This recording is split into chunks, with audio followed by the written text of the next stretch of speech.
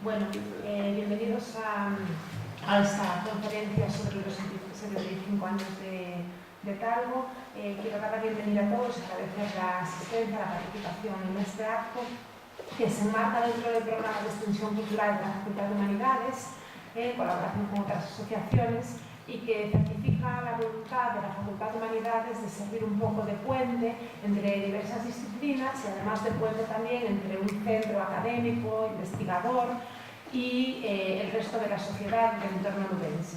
En algunos contextos en los que las universidades están un poco, digamos, aisladas o separadas de su entorno, pues este tipo de actividades, este tipo de propuestas pues tienden a establecer un poco estos medios de comunicación y estos medios de contacto entre dos esferas que tienen que permanecer unidas y en constante tensión e intercambio.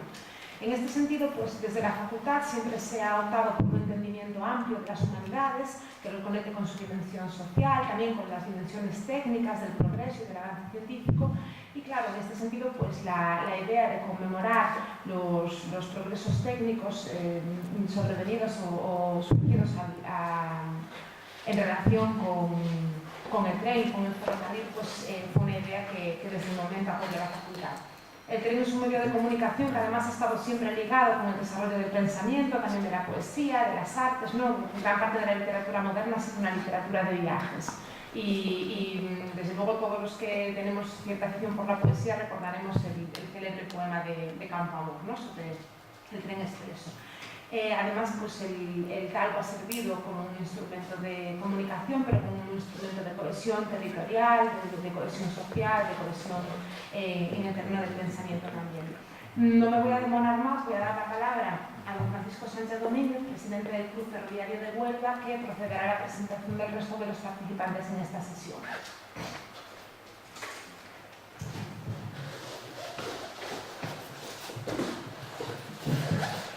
Hola. ¿Se me escucha, no? Soy presidente de la Asociación Club Ferroviario de Huelva. Nacimos con una vocación de expandir, bueno, de dar conocimiento del medio a todo el mundo, sobre todo a la juventud, que parece que es la que no está respondiendo como que quisiéramos, ¿no? Pero somos principalmente aficionados al ferrocarril. Nos gusta el ferrocarril, no somos ferroviarios, la mayoría de los componentes. Y puedo comentar una anécdota de por qué soy, porque no tengo familiares ferroviarios.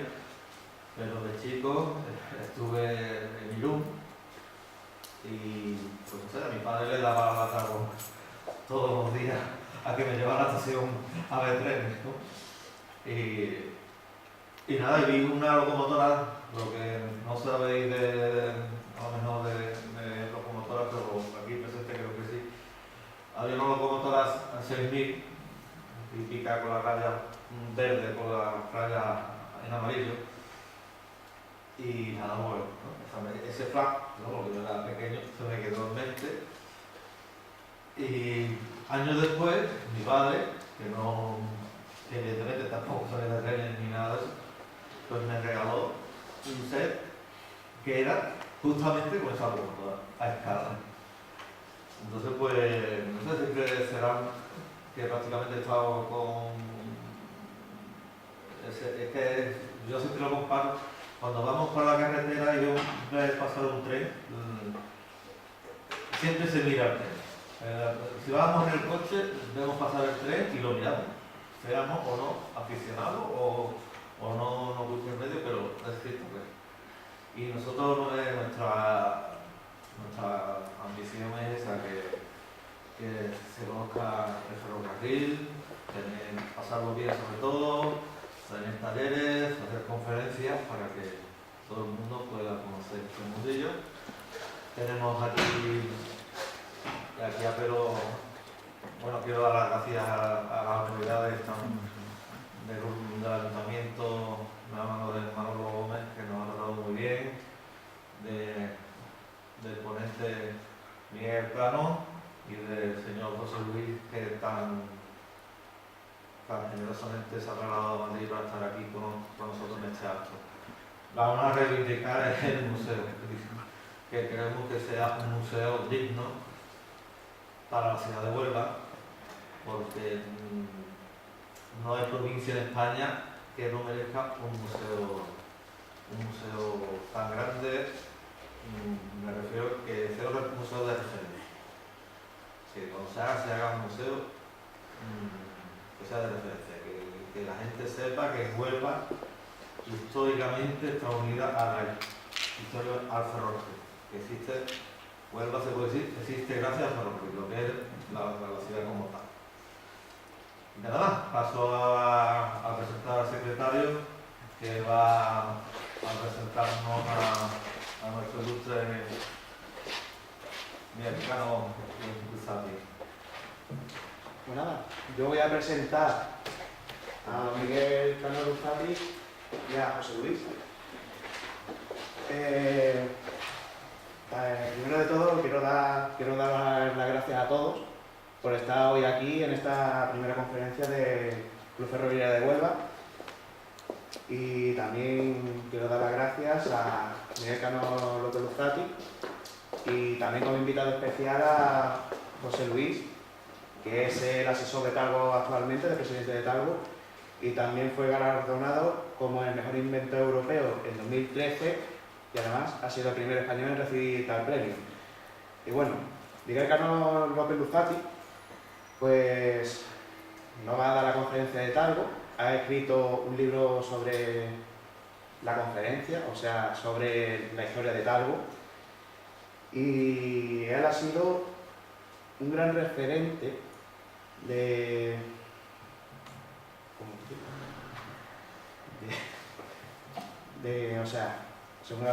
ha sido también un gran aficionado al ferrocarril y es internacionalmente conocido, ya que fue corresponsal de la revista Vía Libre, entre otras revistas, y ha estado en la gran mayoría de inauguraciones de líneas de alta velocidad a nivel europeo. Y también hace 60 años fundió la Asociación Sevillana de Amigos del Ferrocarril, que ya por desgracia ha dejado la presidencia tras 60 años. Y por ello, por ser tan amables con nosotros desde un principio y por ser un referente del mundo del ferrocarril, le queremos dar un pequeño premio a su persona por esa gran trayectoria que ha tenido.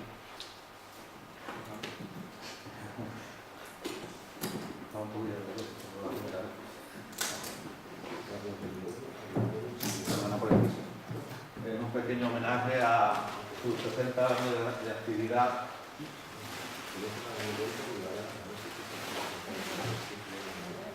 Sí.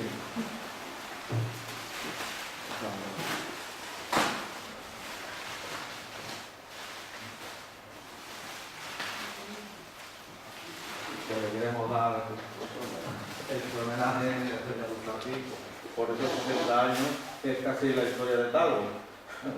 Casi. ¿Por 15 años? Por poco, casi, y la verdad que también le hace el socio de honor de nuestra asociación. Muchísimas gracias.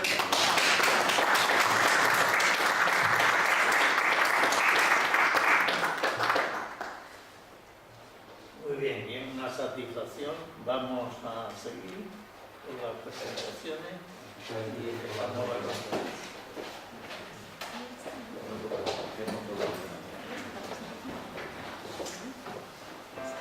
Vamos a empezar con esta Talgo nació en 1942 tras diseñar un modelo revolucionario con tren articulado. 70 años después, aquel concepto innovador sigue siendo la clave de su éxito, que se alimenta gracias a un esfuerzo constante en investigación y desarrollo tecnológico. Una de las principales premisas de Talgo es la calidad y fiabilidad de sus productos, razón por la que se ha convertido en un referente mundial en la industria del ferrocarril. Su liderazgo nace de un comportamiento ético y orientado a la sostenibilidad, trabajando para minimizar el impacto medioambiental de los trenes que fabrica y mantiene y favoreciendo la conservación del entorno. Talgo es, además, una compañía comprometida con el talento y con la sociedad, que impulsa nuevos conceptos que aunan tecnología y creatividad para responder a un mercado cambiante y altamente competitivo, buscando soluciones a la medida de cada necesidad y aportando su experiencia de 7 décadas para maximizar la rentabilidad de las operadoras. Avanzando sobre cimientos sólidos, la compañía apuesta ahora por competir en nuevos segmentos de mercado como los servicios de regionales y de cercanías, que se suman a los ya existentes de larga distancia y de alta velocidad. Con presencia en mercados tan diversos como Rusia, Estados Unidos, Argentina, Alemania o Arabia Saudí, Talgo aspira a ser líder global en soluciones de transporte de viajeros coste eficientes. Talgo es una empresa 100% española dedicada al diseño y fabricación de trenes, así como a la dotación de equipos y servicios de mantenimiento a medida del cliente.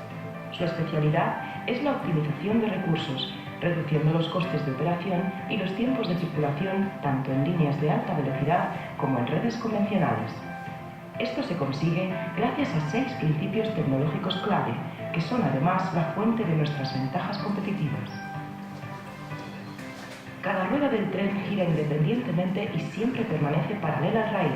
Así se mejora el confort de los viajeros y se minimiza el desgaste de la infraestructura. La tecnología pendular de Talgo permite aumentar un 25% la velocidad en las curvas sin inversiones adicionales y sin gasto de energía externa. El uso de aleaciones de aluminio y su especial configuración reduce el consumo energético y maximiza la capacidad interior de los coches.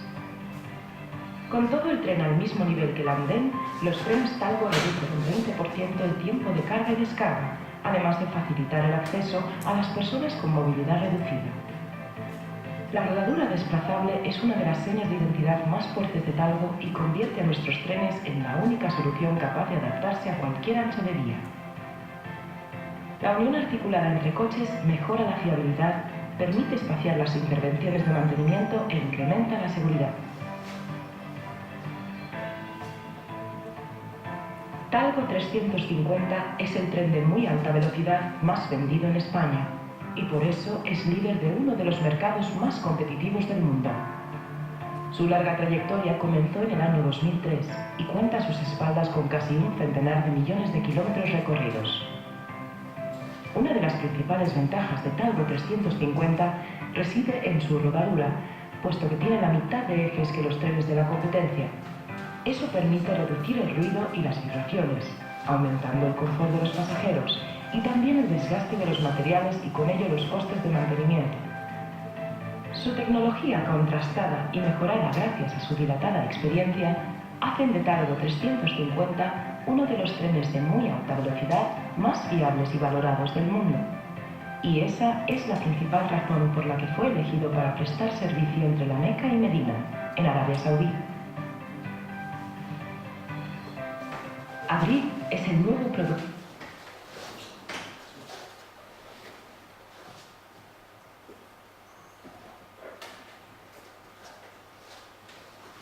Bien, vamos a desarrollar unos conocimientos de cómo ha evolucionado Talgo en 75 años. Y yo quiero llamar la atención, además de la tecnología en sí, que ha ido mejorando, a las personas que lo han hecho posible. Y hay varios detalles en esta evolución que iré puntualizando para que lo entendamos.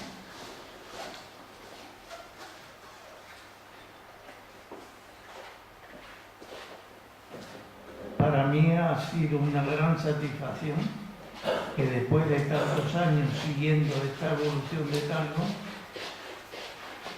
se me encargara la publicación de un texto para el libro sobre los 75 años de Talgo. Esto se lo tengo que agradecer al presidente en primer lugar y a las personas como José Luis López Gómez que lo asesoran.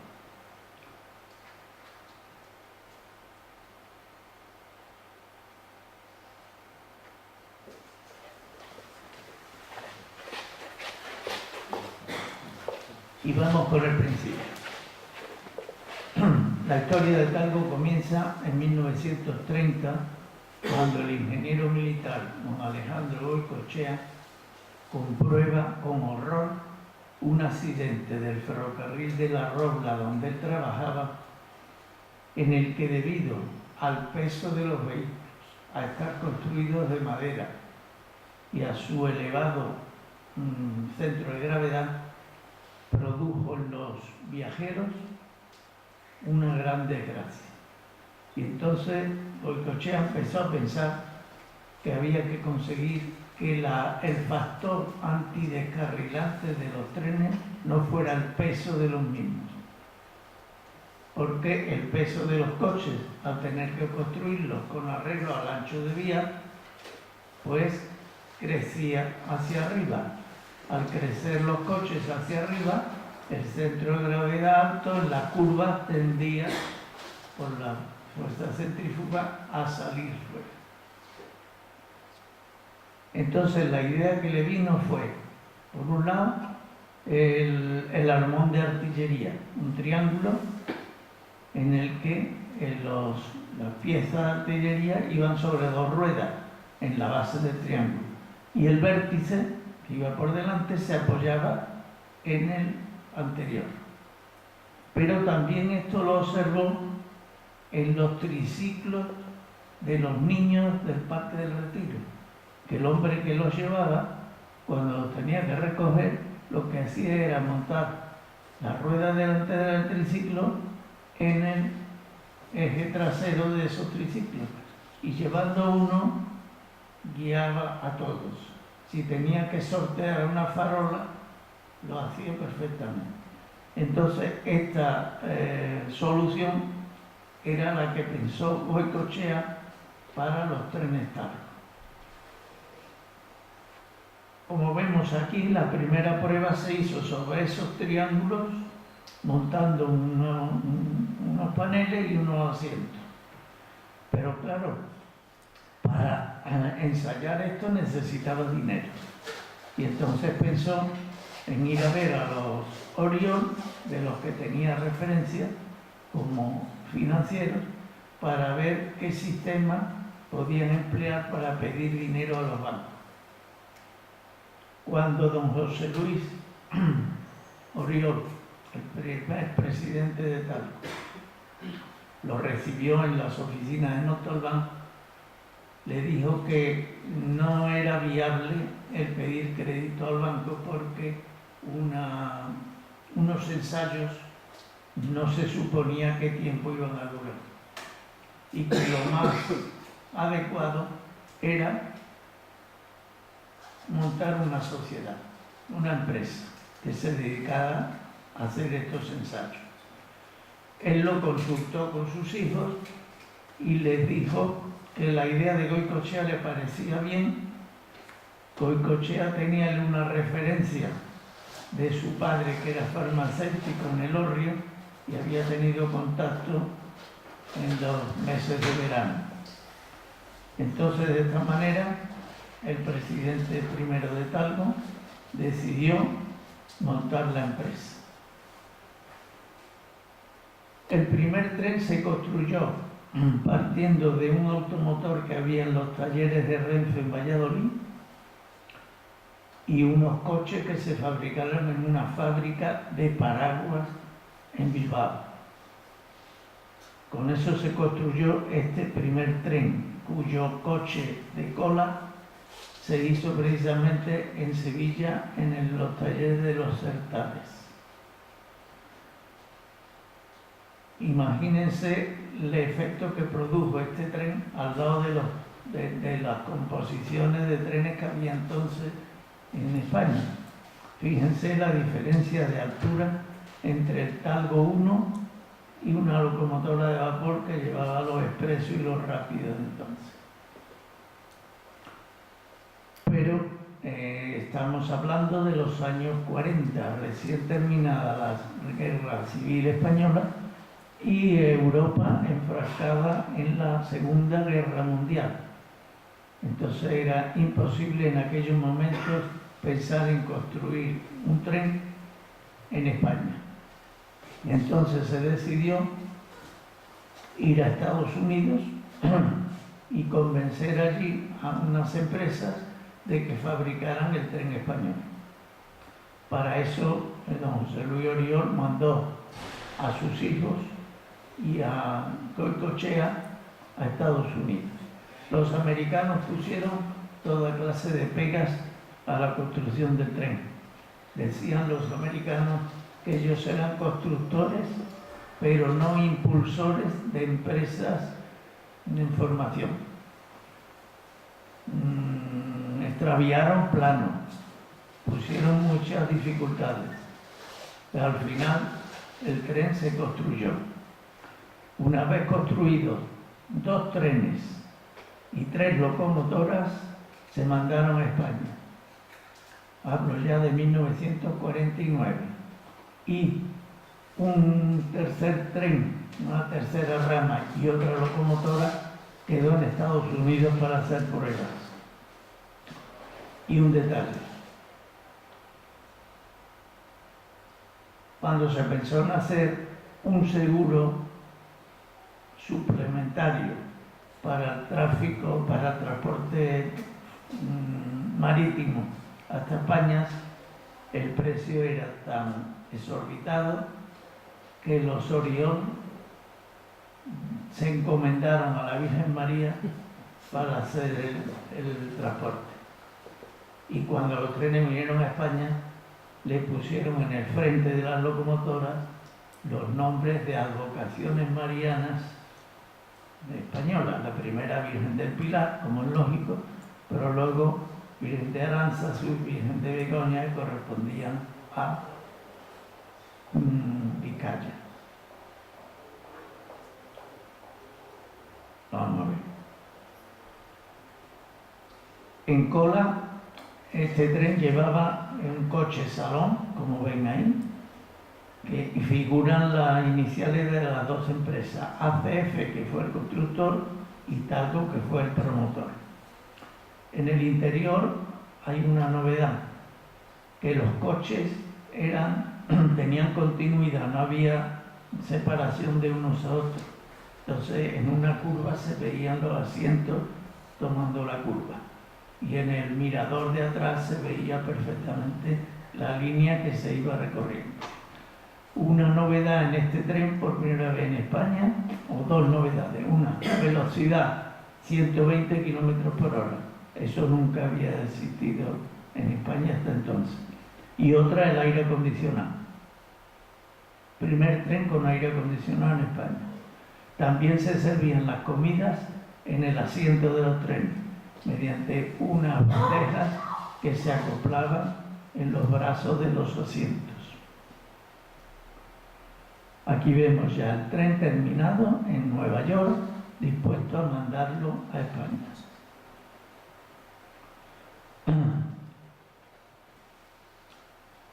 Las primeras pruebas en España se hicieron entre Irún y Miranda, pero el primer servicio que pensó Renfe establecer fue entre Madrid y Valencia, aunque luego decidieron que era mejor de cara al exterior poner el tren entre Madrid e Irún.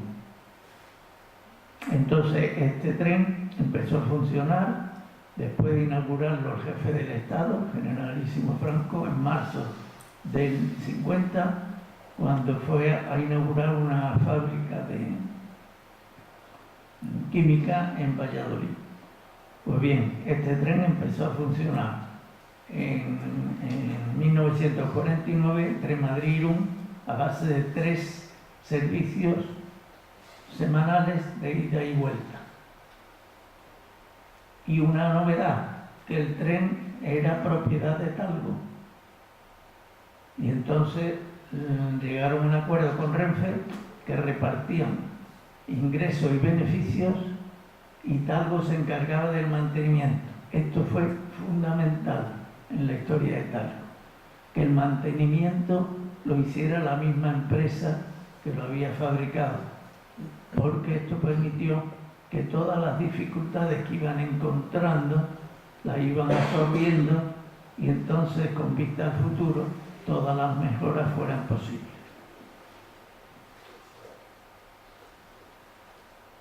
Tenía un inconveniente el Talgo construido en Estados Unidos, y era que como los vértices de los triángulos de rodadura tenían que ir por delante, el tren era irreversible.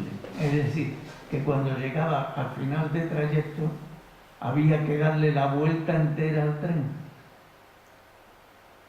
Claro, esto no se podía hacer en cualquier sitio, entre ellos Sevilla, porque en 1961 decidieron que el tren viniera como refuerzo de los servicios de Semana Santa, el Jueves Santo. Y claro, ¿qué pasó? Porque cuando llegó el tren a Sevilla, para volver otra vez a Madrid, había que llevarlo a los Rosales retrocediendo a 15 kilómetros por hora, darle vuelta en el Triángulo de los Rosales y volver retrocediendo también a 15 por hora a Sevilla. Comprenderá que eso suponía que una ocupación de vías durante media mañana, que esto no tenía futuro. Ven aquí como el tren ya sale para Madrid después de haber dado la vuelta y, como digo, no volvió a venir a Sevilla el Talgo 2. Visto estos inconvenientes, Talgo empezó a pensar en una evolución del tren, otro modelo. Y además este modelo construido en España, que era una de las indicaciones que hizo el jefe del Estado, Franco, cuando les concedió un crédito de 6.000 millones de pesetas al interés de entonces para que se construyera el tren, pero que la idea era que el tren se construyera en España.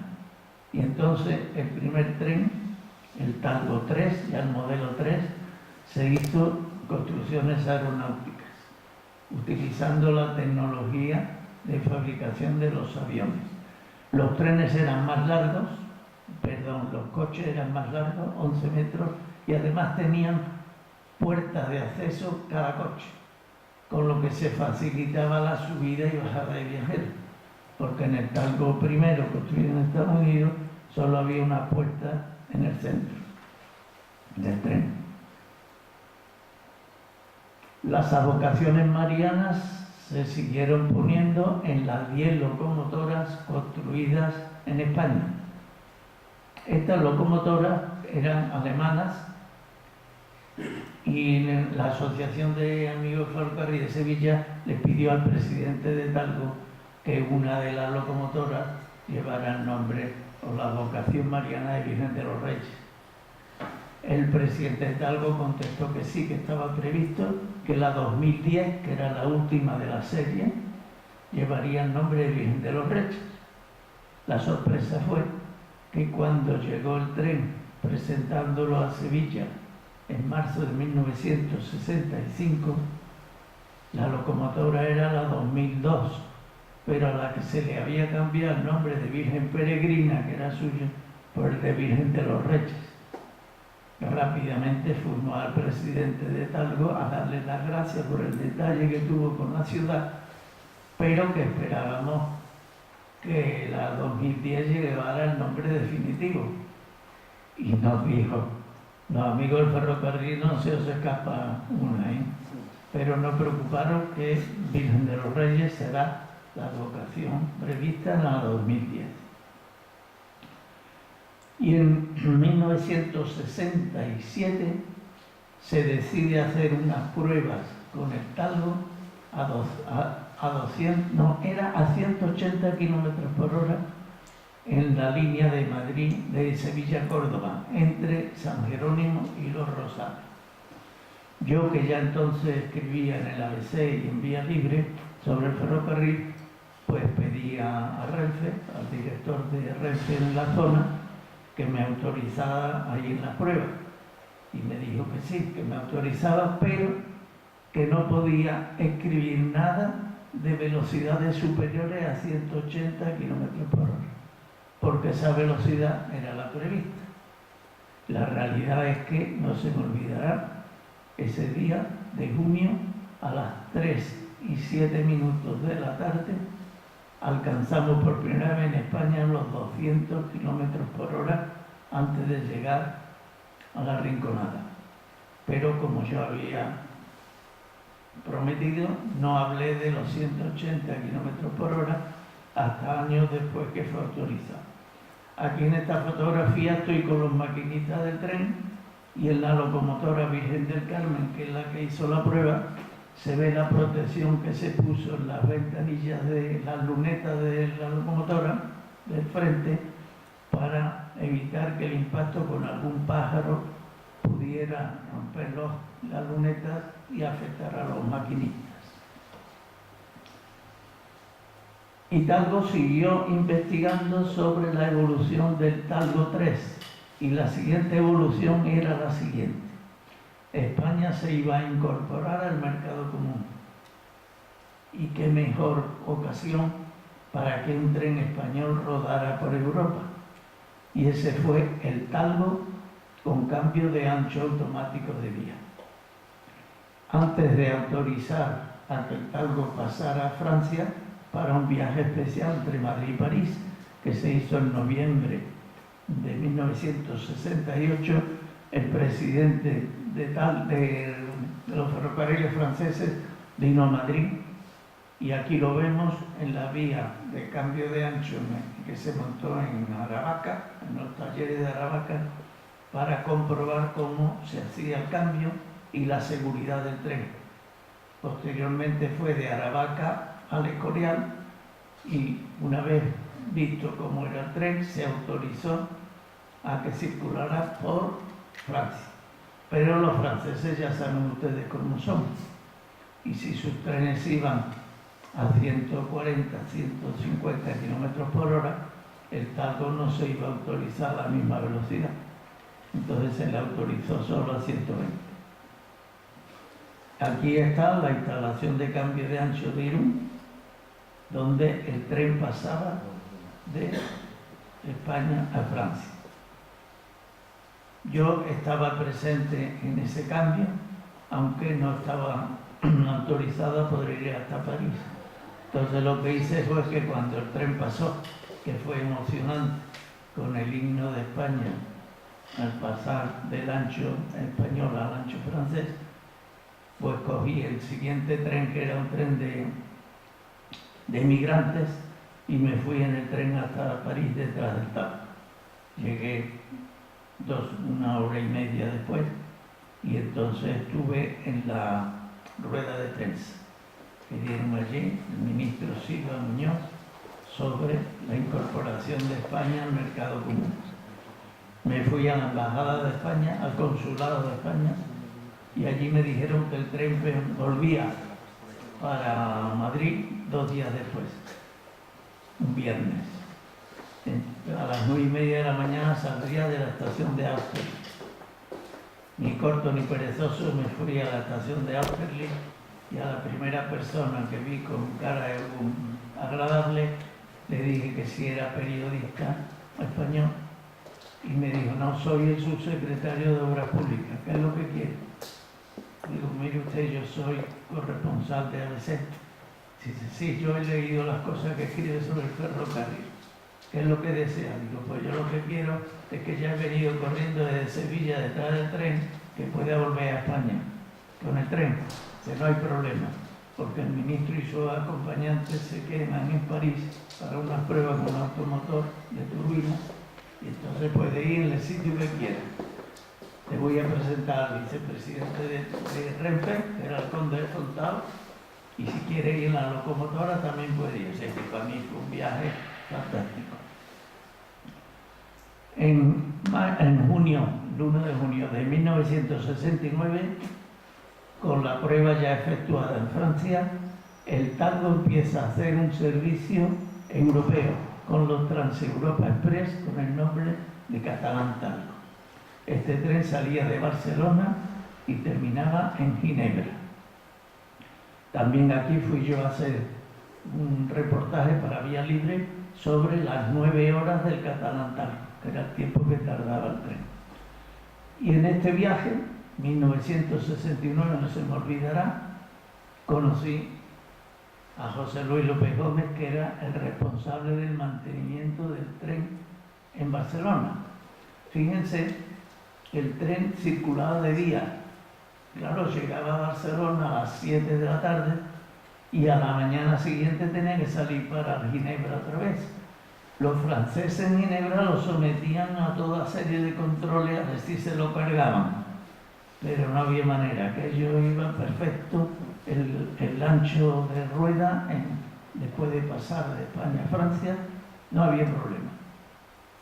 Entonces el mantenimiento era muy importante. En los primeros meses, desde junio del 69 a septiembre del 70, el tren iba con locomotora española a la que se le había dotado de bogies de ancho internacional, porque los franceses no tenían todavía la locomotora para llevar ese tren. Y los maquinistas eran españoles. Y aquí vemos la fotografía que le hice al maquinista bebiendo un botijo de Triana con agua de Ginebra. Agua de Ginebra, no con Ginebra. Y aquí tengo que decirle algo importantísimo en el mantenimiento del tren. Como ya les he dicho, llegaba por la tarde y tenía que salir a la mañana siguiente. Entonces a José Luis López Gómez le vino la idea de montar un sistema en la vía para someter las ruedas a un torneado sin tener que desmontarlas. Es decir, que el tren entraba en los talleres y en una zona de la vía del taller se montaron unos tornos de foso que se llaman, de tal manera que se torneaban las ruedas y el tren salía al día siguiente.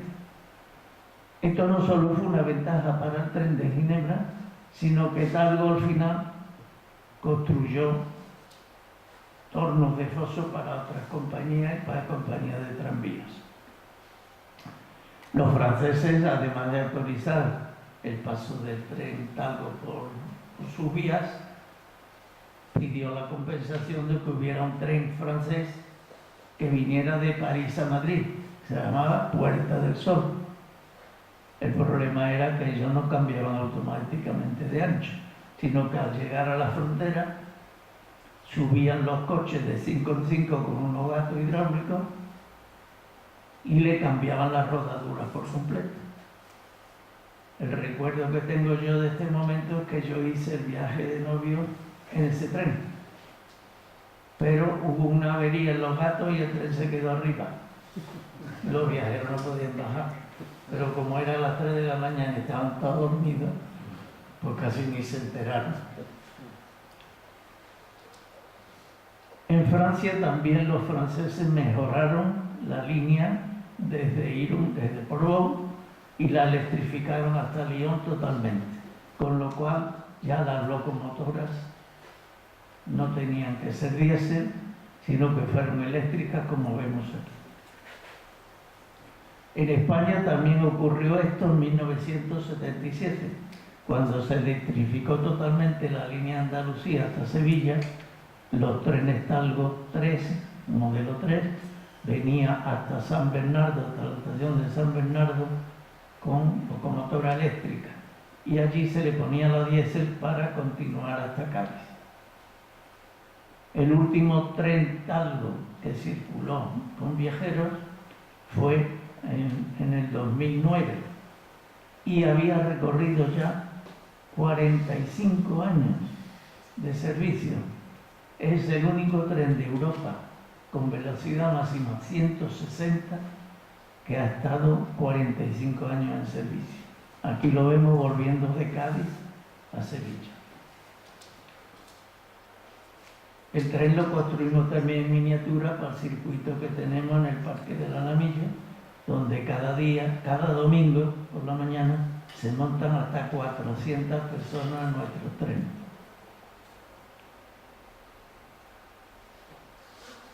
Siguió Talgo investigando sobre la manera de mejorar el Talgo 3, y la manera de mejorarlo vino como consecuencia de que los italianos habían traído un tren basculante que se llama Pendolino.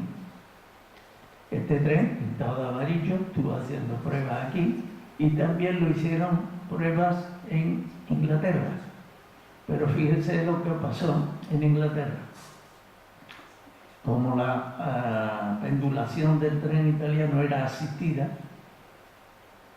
pues resulta que el sistema de empuje para que el tren se inclinara, se hacían las curvas. Y en una curva, en lugar de hacer la basculación hacia adentro, lo hizo hacia afuera. Y toda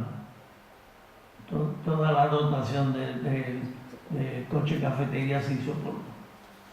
Entonces aquí se pensó que había que ir a una pendulación más económica y que además fuera más segura.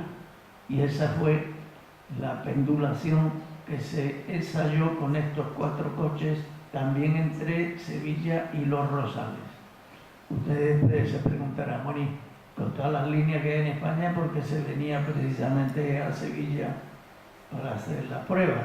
Bueno, pues porque aquí se había renovado la vía, se había puesto traviesas de hormigón y además el tráfico entre Sevilla y Los Rosales era más fluido que lo que había, por ejemplo, entre Sevilla y entre Madrid y Guadalajara, que era otra zona de prueba. La pendulación del Tajo se funda en algo tan simple como era que los coches, en lugar de ir apoyados a la altura de las cajas de grasa de la rodadura, como pudo ser en el tren italiano, pues aquí los puntos de apoyo se han subido hasta el techo. Y al subirse el apoyo de los coches al techo, el tren en las curvas se inclina, aunque tenga una válvula que asegura que el exterior tiene más presión que el interior. También se hicieron 8 locomotoras para la tracción del talgo pendular, y en este caso pues también llevaban advocaciones marianas. También pedimos en esta ocasión que una de ellas llevara la advocación de Virgen Macarena. Este es el talgo pendular Madrid-Huelva. Cambiaba de ancho en Manjarrabique, que es donde está el cambiador, y ya por la vía convencional salía hacia Huelva. Últimamente, saben ustedes que aquí está circulando no el talgo, sino otro tren de cambio de ancho, que es el 121, de menos velocidad y menos capacidad, pero Renfe ha ajustado su servicio a la demanda de plaza. Pero en el futuro esto cambiará también. El 92 es un año importantísimo para los ferrocarriles españoles, porque se había decidido por el gobierno en 1988 que la primera línea de alta velocidad fuera la línea Andalucía, entre Madrid y Sevilla. Pues bien, en Sevilla fue la más beneficiada de todas, seguida luego de Córdoba y también de Toledo. Pero es que aquí el problema era que como había una línea que venía de Madrid y otra línea que iba a Cádiz, pues resulta que la ciudad estaba dividida por las líneas de ferrocarril con muchos pasos libres. Entonces, cuando se construyó la estación de Santa Justa, todo ese problema desapareció y además la línea entraba en subterráneo a Sevilla, y esto lo quieren copiar todas las ciudades. Ahora mismo el problema ya lo están haciendo, pero el problema ha sido en Murcia. Ya han tenido un problema de años porque no querían el tren en superficie. El primer tren que hizo el recorrido Madrid-Sevilla por la línea de alta velocidad fue un talgo pendular, y con una locomotora, la Virgen de Fátima, que tenía en Madrid su rodadura de cuando iba a Ginebra allí guardada. Y este tren vino a 200 por hora por la línea esa en septiembre de 1991. Y yo recuerdo en las visitas a las obras que los ingenieros de Renfe le decían a la empresa que montaba la línea que todo era negociable menos los tiempos, porque estaba previsto que el tren se tenía que inaugurar el 20 de abril de 1992, que era la fecha en la que se inauguraba la Exposición Universal. Pues bien, es la única línea de Europa que se ha inaugurado a fecha fija. Si no, fíjense lo que está pasando ahora mismo con la línea de Granada. Lleva 5 años y todavía no está terminada. Como les digo, en el 92 se inauguró la línea de alta velocidad Madrid-Sevilla con trenes franceses y locomotoras alemanas. ¿Por qué? Pues porque en la convocatoria del concurso, entre otras cosas, se exigía locomotoras capaces de alcanzar 300 kilómetros por hora. Y aunque Talgo pensó en ir al concurso, tuvo que retirarse porque las locomotoras que utilizaba Talgo hasta el momento eran las diésel alemanas. Pero aquí no había tracción para 300 kilómetros por hora. Entonces Talgo se retiró de la prueba y fueron los trenes franceses de Alstom los que inauguraron el servicio. Y aquí hay otra anécdota. A los catalanes saben que les sentó muy mal que la primera línea de alta velocidad en España fuera la línea Andalucía.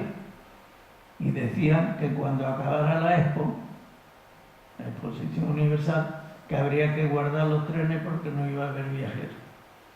Pues no solo no hubo que guardarlos, sino que a la primera dotación de 16 trenes se amplió hasta 24. La participación de Talgo empezó en ese momento con la adaptación de unas ramas, que son los que se ve aquí, Talgo 200, que era el modelo pendular, pero con mejora en la suspensión primaria y en la cierre de puertas. Las puertas se cerraban automáticamente antes de empezar el tren a circular. Porque claro, que comprenderán que un tren que vaya a 200 por hora no puede abrirse las puertas a voluntad de los viajeros. Podría haber accidentes. Pues bien, este tren llegaba por la línea de alta velocidad desde septiembre del 93, desde Madrid a Majarabique. Aquí cambiaba de ancho y continuaba a Cádiz y a Huelva. Y en Córdoba continuaba a Málaga, con otro cambiador de ancho.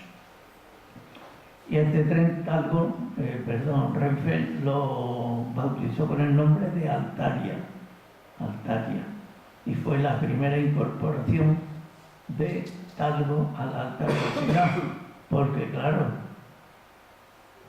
las líneas de alta velocidad entonces nada más que era una, y para darle mayor amplitud al servicio, pues con el Talgo se podía llegar, como he dicho antes, a Cádiz, a Huelva y a Málaga y a Granada. Aquí lo vemos ya circulando por la línea de alta velocidad Caminos del Sur.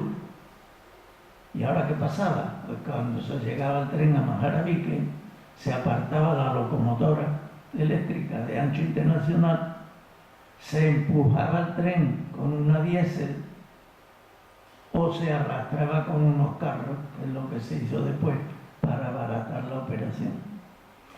En el otro lado, en el ancho ibérico, ancho Renfe, esperaba una locomotora eléctrica con el ancho correspondiente. Se enganchaba el tren y ya continuaba a su destino definitivo. ¿Qué pasaba en esta operación? Que se nos iban 15 minutos. Entonces lo siguiente de Talgo fue estudiar la manera de que esto no ocurriera. ¿Y cómo era la solución? Pues un tren que además de cambiar de ancho los coches, cambiaran de ancho la cabeza motriz. Este tren se presentó en 1998 en la exposición de Barcelona con motivo de los 150 años del ferrocarril en España. Se le llamó BT y a esta vocación militar, la vocación mariana fue la última que ya se puso en los trenes españoles, Virgen del Rocío. Aquí lo vemos en la línea de Huelva, precisamente, en una de las estaciones características de esta línea, porque estos trenes los compró Adif para montar un tren auscultador. Tren auscultador lo que hacía era estudiar cómo eran las líneas después de modernizadas o de cambiadas de ancho. Entonces con este tren se hacía el estudio antes de autorizar a que viajaran los trenes normales de viajeros. Aquí tenemos la prueba con ese tren en la línea de Madrid-Valencia, de 1911. Y aquí en la línea de Galicia, también de esa misma época. Fíjense que la línea de Galicia, por ser la más complicada y la que más tiempo necesita, pues los trenes con cambio de ancho han permitido que la línea se vaya explotando a medida que se iban terminando tramos. Primero fue Madrid-Segovia, Madrid-Olmedo, Olmedo-Zamora. Ahí el cambiador de ancho se iba cambiando de sitio y el tren iba continuando. Ahora mismo el tren circula con ancho internacional desde Madrid a Zamora. Cambia a ancho ibérico mientras se construye la línea hasta Orense. En Orense ya vuelve a circular otra vez por ancho internacional a alta velocidad. En el 2002 asistimos a una presentación que fue espectacular. Fíjense, se montó aquí al lado de las vías en Las Matas, los nuevos talleres de Talgo en Madrid, unas tribunas para que estuvieran todos los invitados viendo la presentación del primer tren de alta velocidad español. Era el Talgo 350. El tren estaba metido dentro del taller y las puertas cerradas. Cuando se abrieron las puertas, el tren salió. Y claro, la sorpresa de todos los que estábamos allí fue tremenda, porque fíjense el morro que tenía el tren para penetrar en el aire, para pasar por los túneles a esas velocidades. Talgo le dio el número 350 como la velocidad máxima que podía alcanzar. Y los ferroviarios lo bautizaron como el Pato, por la forma del frente. El segundo concurso que convocó Renfe fue ya para dotar de trenes, 32 trenes de alta velocidad para la línea de Madrid-Barcelona, Madrid-Málaga y Madrid-Valladolid. Pues bien, aquí se repartió el concurso entre el Talgo español y el 103 era el Siemens alemán. Ya Talgo no se había quedado fuera del concurso. Pero además luego en el concurso hubo un detalle. Talgo era más económico de mantenimiento, más cómodo para los viajeros, como ya han visto en la ficha que hemos puesto antes, de acceso a los trenes a nivel del andén. Pero que además Talgo cumplió escrupulosamente las fechas de entrega de los trenes, cosa que no ocurrió con Siemens. Hubo unidades que la entregó con 2 años de retraso. Con el Talgo que les he presentado ya se montó un tren que Renfe lo catalogó como el 102. Se compone de 2 cabezas motrices, con lo cual el tren es reversible. Cuando llega al final no hay que hacer ninguna operación. Los maquinistas cambian de cabina y salen en sentido contrario. Y un detalle de este tren, se puso también entre Barcelona y Sevilla cuando se resolvió la conexión de la línea de Andalucía con la de Cataluña, en Vallecas, de tal manera que el tren podía pasar de la línea de Andalucía a la de Cataluña sin detenerse. Tenemos un tren que hace el servicio por la mañana de Madrid a Sevilla y otro por la tarde de Barcelona a Sevilla. Perdón, lo he dicho no. de Sevilla a Barcelona por la mañana y de Barcelona a Sevilla por la tarde.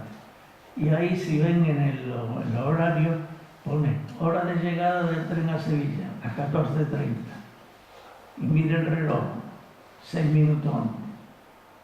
Pues esta ha sido la tónica del servicio de Talgo entre Barcelona y Sevilla.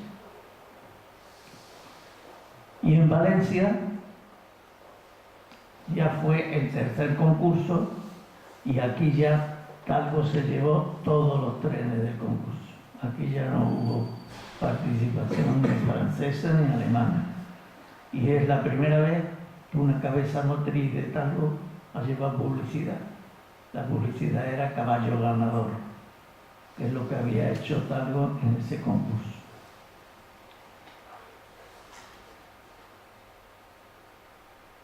El Talgo era igual que el de aquí, de la línea de Andalucía.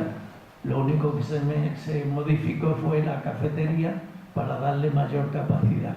Se retiraron las mesas de comidas. Y entonces lo que hay es una barra más amplia. Pero siguió investigando Renfe, Talgo, porque esos 15 minutos que se tardaba en pasar por Majarabique había que reducirlos para mejorar los tiempos con la bahía de Cádiz, en principio. Y entonces lo que se hizo fue la locomotora esta, que la denominaban Trasca, que cambia de ancho también. La locomotora cambia de ancho y cambia de tracción, de extensión. Puede funcionar a 3.000 en continua y a 25.000 en alterna. Pues bien, con esta locomotora ya se conseguía que las ramas